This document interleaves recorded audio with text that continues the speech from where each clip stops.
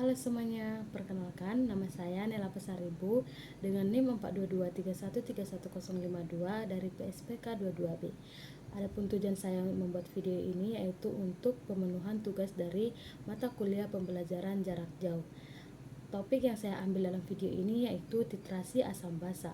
Titrasi asam basa merupakan metode analisis untuk menentukan suatu kadar atau konsentrasi asam atau basa dengan larutan standar asam atau basa.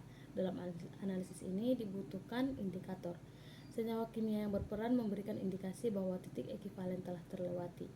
Titik ekivalen tidak dapat diamati secara visual. Titik ekivalen merupakan keadaan di mana jumlah mol asam sama dengan jumlah mol basa atau semua asam telah dinetralkan oleh sejumlah basa. Titrasi atau yang bisa disebut juga sebagai volumetri dilakukan dengan cara menambahkan sejumlah volume tertentu dengan larutan standar yang sudah diketahui konsentrasinya dengan pasti, yang diperlukan untuk bereaksi secara sempurna dengan larutan yang belum diketahui konsentrasinya. Untuk mengetahui bahwa reaksi berlangsung sempurna, maka digunakan larutan indikator yang ditambahkan ke dalam larutan yang dititrasi. Larutan standar disebut dengan titran. Jika volume larutan standar sudah diketahui dari percobaan, maka konsentrasi senyawa di dalam larutan yang belum diketahui dapat dihitung dengan persamaan Na sama dengan Va dikali Na per Vb, di mana Nb merupakan konsentrasi larutan yang belum diketahui konsentrasinya, sedangkan Vb merupakan volume larutan yang belum diketahui juga konsentrasinya, dan Na merupakan konsentrasi larutan yang telah diketahui konsentrasinya atau larutan standar, dan Va adalah volume larutan yang telah diketahui konsentrasinya. Terdapat dua jenis titrasi, yaitu titrasi asidimetri dan alkalimetri. Titrasi asidimetri adalah penentuan konsentrasi larutan basa dengan menggunakan larutan asam. Titrasi jenis ini menggunakan asam sebagai larutan standar. Larutan asam kuat jika dititrasi dengan basa kuat akan menghasilkan pH netral. Sedangkan titrasi alkalimetri adalah penentuan konsentrasi larutan asam basa dengan menggunakan larutan asam basa. Titrasi jenis ini menggunakan basa kuat sebagai larutan standar. Apabila larutan basa dititrasi dengan larutan asam kuat, maka akan menghasilkan pH yang netral. Selanjutnya, larutan standar. Larutan standar adalah suatu larutan yang memiliki konsentrasi zat terlarut yang diketahui secara pasti atau sangat akurat. Larutan standar ini memiliki peran penting dalam titrasi asam basa, yang dimana sebagai acuan dalam titrasi. Larutan standar ini akan digunakan sebagai acuan untuk menentukan konsentrasi larutan yang belum diketahui. Kemudian untuk mengkalibrasi alat yang dimana seperti buret dan pipet volumetrik. Lalu larutan standar digunakan untuk menguji kualitas reagen kimia. Adapun syarat larutan standar yaitu zat yang digunakan untuk membuat larutan standar ini harus memiliki kemurnian yang sangat tinggi. Kemudian zat tersebut tidak boleh mudah terurai atau bereaksi dengan komponen lain di udara. Kemudian zat tersebut harus mudah didapatkan dan dapat dimurnikan dengan mudah. Lalu semakin tinggi berat ekivalen, maka semakin kecil kesalahan relatif penimbangan. Kemudian jenis-jenis larutan standar. Larutan standar primer. Larutan standar primer adalah larutan yang dibuat dengan melarutkan sejumlah tepat zat murni ke dalam volume tertentu pelarut. Zat yang digunakan sebagai larutan standar primer harus memenuhi semua syarat larutan standar. Kemudian larutan standar sekunder. Larutan standar sekunder adalah larutan yang konsentrasinya ditentukan melalui titrasi dengan larutan standar primer. Larutan ini sering digunakan karena tidak semua zat memenuhi syarat sebagai standar primer. Proses pembuatan larutan standar itu yang pertama penimbangan, yang dimana ditimbang secara akurat zat murni yang akan dijadikan larutan standar. Lalu larutkan zat tersebut dalam pelarut yang sesuai, biasanya air suling dalam labu ukur. Kemudian dilakukan pengenceran dengan menambahkan pelarut hingga tanda batas pada labu ukur. Kemudian homogenkan larutan dengan cara mengocoknya. Adapun contoh larutan standar itu yaitu amonia, kalium hidroksida, natrium hidroksida, asam klorida, asam sulfat, asam asetat, kemudian asam oksalat. Nah, selanjutnya ada indikator. Indikator dalam titrasi adalah zat yang ditambahkan ke dalam larutan sampel untuk menandai titik akhir titrasi. Adapun fungsi indikator dalam titrasi itu Yang pertama, untuk menunjukkan perubahan warna saat terjadi perubahan pH larutan. Yang kedua, mengetahui apakah larutan bersifat basa, asam maupun netral.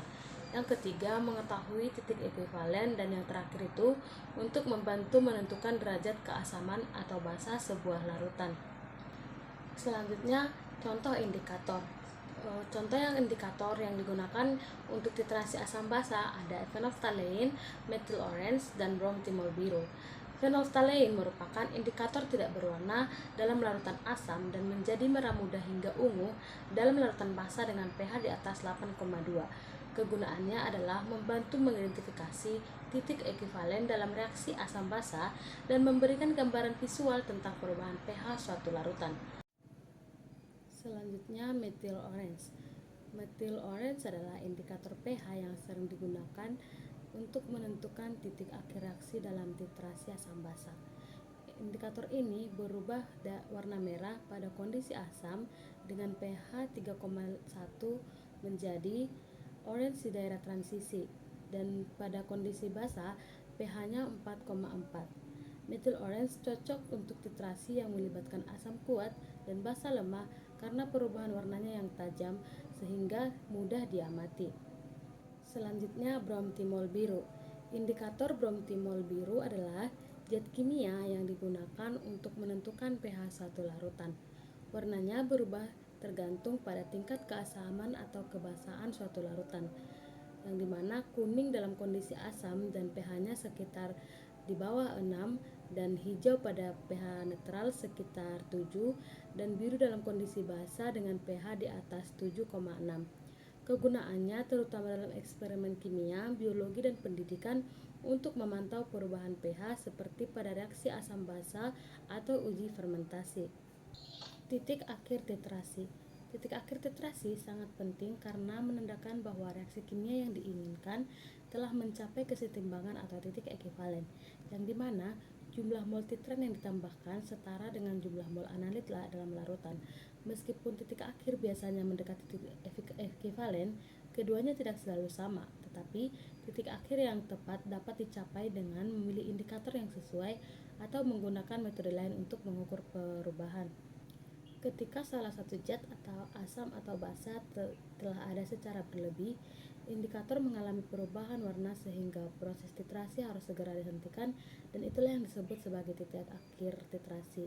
Salah satu contohnya yaitu ketika siswa lainnya menggambarkan netralisasi sebagai proses dominasi asam terhadap basa, di mana asam lebih kuat daripada basa. Ketika siswa ditanya kapan indikator akan berubah warna, jawaban yang paling sering terjadi adalah pH 7. Sebagian besar siswa menduga bahwa indikator akan berubah warna ketika larutan menjadi netral. Beberapa siswa menjelaskan kurva titrasi pada waktu sebelum titik ekuivalen.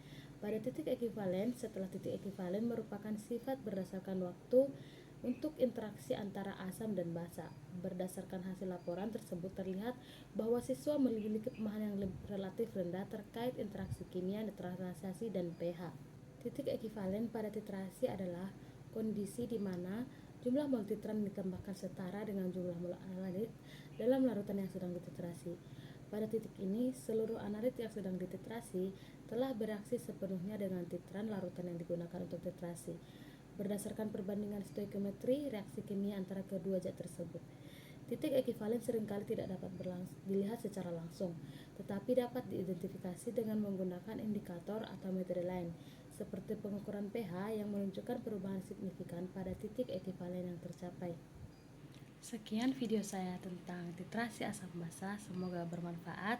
Akhir kata saya ucapkan terima kasih.